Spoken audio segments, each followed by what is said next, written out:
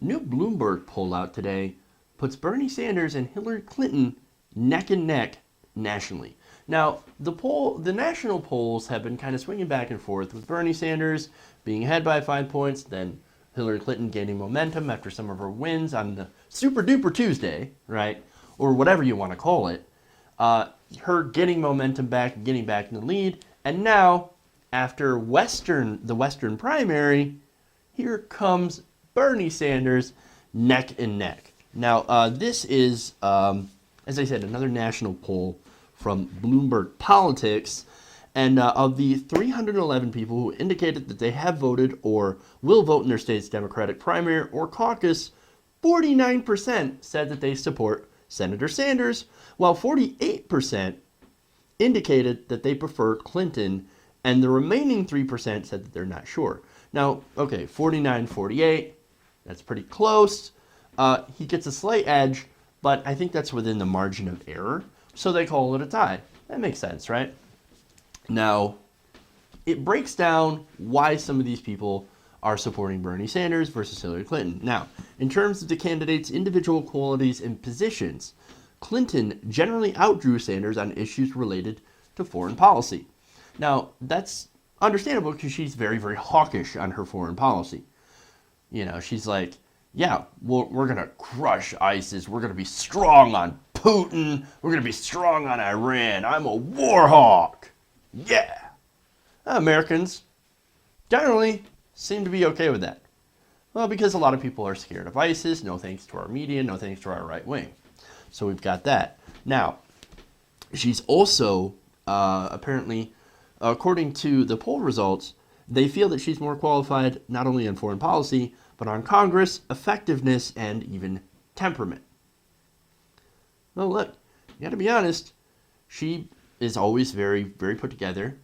She's very eloquent. She's got her talking points down. So yeah, on the surface, she seems very, very presidential. Okay. And while Sanders, of course, he's angry. And to be honest, I match that anger.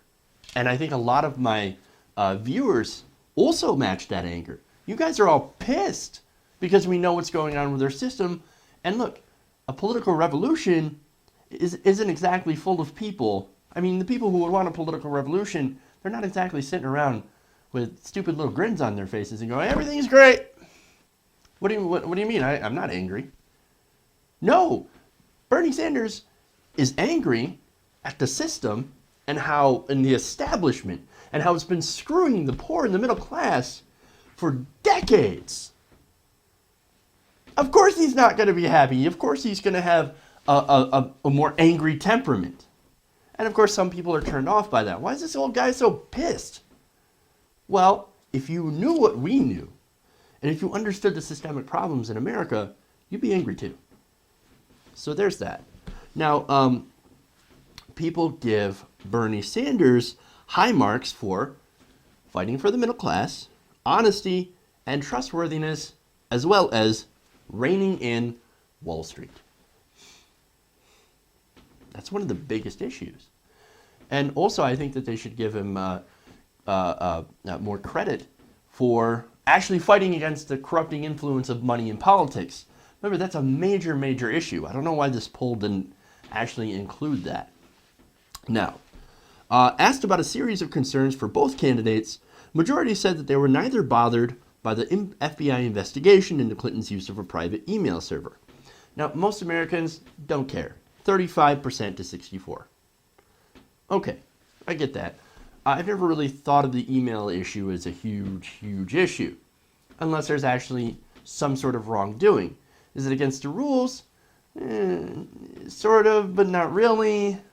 Is it a major thing? I don't know. We haven't found anything to say that she's actually broken the law.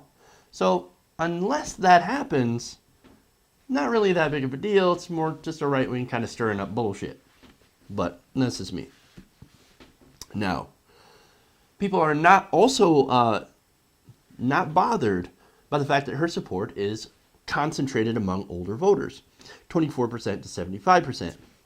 On the other hand, here's where it gets interesting. Voters were split on her changing views of the Trans-Pacific Partnership. 46% of people were bothered to 48% unbothered. That's very interesting. That's very interesting. And that's an issue that Senator Sanders continues to hammer home. Look, we understand evolution, how you can evolve on positions. Remember, Hillary Clinton, up until just recently, called TPP the gold standard in trade.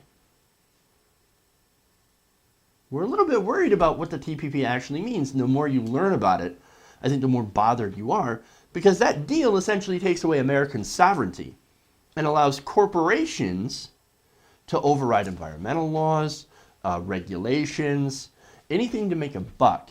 If something challenges their ability to make profit, well, under that law, under TPP, they can take the country, the government, to an international court, a corporate court, staffed by lawyers that rotate positions between being an advocate, a lawyer, and being a judge. I mean, who do you think those courts are going to rule in favor of? Most likely they're going to rule in favor of the corporations. The TPP is an absolute disaster. Why more people are not bothered by the TPP? For one thing, it kind of bothers me. Maybe it's because there's been a media blackout on the whole idea of the TPP. I mean, you watch corporate media, they're not going to say a goddamn thing about it. They don't talk about it. You know, when's the last time you've seen something on the TPP on MSNBC, the supposedly liberal network? Oh, it's because Comcast loves the TPP. It's Time Warner loves the TPP. They love these trade deals because they're nothing more than giant corporate giveaways, and that means they get more power and they get more money. Of course they're not going to talk about it. It's only independent outlets that are really talking about the dangers of the TPP.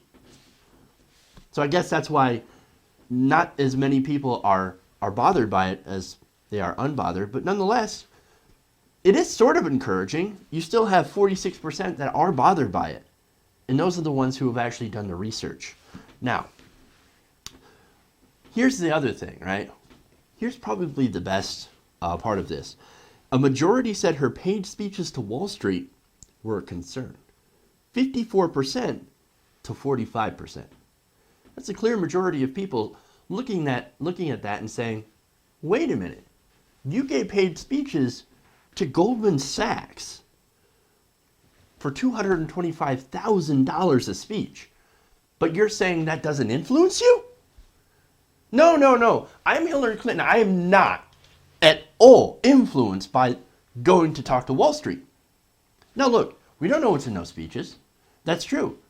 But as Bernie Sanders says, to get paid $225,000 a speech, it's got to be a marvelous speech. A fantastic speech.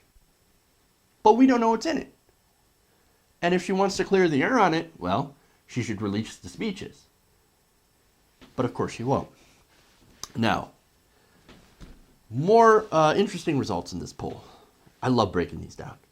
Now for Sanders, majority said his self-description as a democratic socialist. Now remember, a lot of people on the Hillary Clinton side is like, well, nobody would vote for a socialist. I mean, he's a socialist. Claire McCaskill said, well, he's a socialist. Nobody would vote for a socialist, right? Well, it turns out that majority said that Bernie Sanders' description as a democratic socialist actually doesn't bother them. Doesn't bother them. Majorities. Nor do his frequent mentions of income inequality or the fact that his support is concentrated among younger voters. A lot of people are not bothered by that. Those are good things, like, oh, he's got a lot of young support. He's a democratic socialist, that doesn't bother me. And he talked about income inequality all the time. Now remember, there was an attack by Hillary Clinton calling him a one-issue candidate because he's always talking about income inequality and talking about Wall Street. Turns out people aren't bothered by that. Or the fact that a lot of young people are going to support him. On the other hand, one thing that does bother voters about Bernie Sanders, 60 to 39% said that he does not have foreign policy experience. Now think about that, right? Now a lot of people might consider that a big deal. With, we've got ISIS, you've got Syria falling apart, you've got Iran trying to keep the deal with them, trying to make sure that they don't develop nuclear weapons or violate the deal that we made with them, well, okay, that's going to be an issue, right? And she's generally seen as a stronger candidate on foreign policy. Well, because she was Secretary of State, she does have a lot of experience in that. However, let's go back to 2008, when Barack Obama, a junior senator that had no foreign policy experience, ended up winning, and then in 2012, winning again. So they may be bothered by it, but remember, we've also elected people with less foreign policy experience. And besides, experience doesn't necessarily mean you're going to make the right choices. Certainly doesn't mean you're going to make the right choices. All right. Now, finally, this poll also does some hypothetical matchups with Republicans. Now, Clinton and Sanders hold different leads over both Donald Trump and Ted Cruz, although Sanders earned more support than Ohio Governor John Kasich, who led Clinton by 4 points.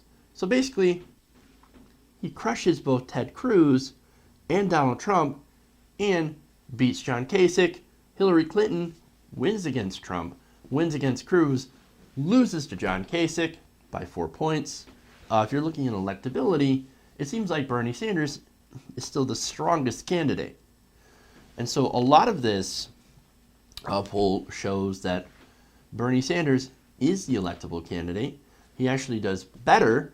A lot of the issues that he's been hit on by the Clinton campaign actually don't really bother voters, but some of the stuff that Hillary Clinton has been hit on, well, voters aren't exactly in favor of. So, very interesting poll. We'll have to see how it continues to shape up the contest going forward. We've got Washington next this Saturday, so we'll see how much this really affects the vote.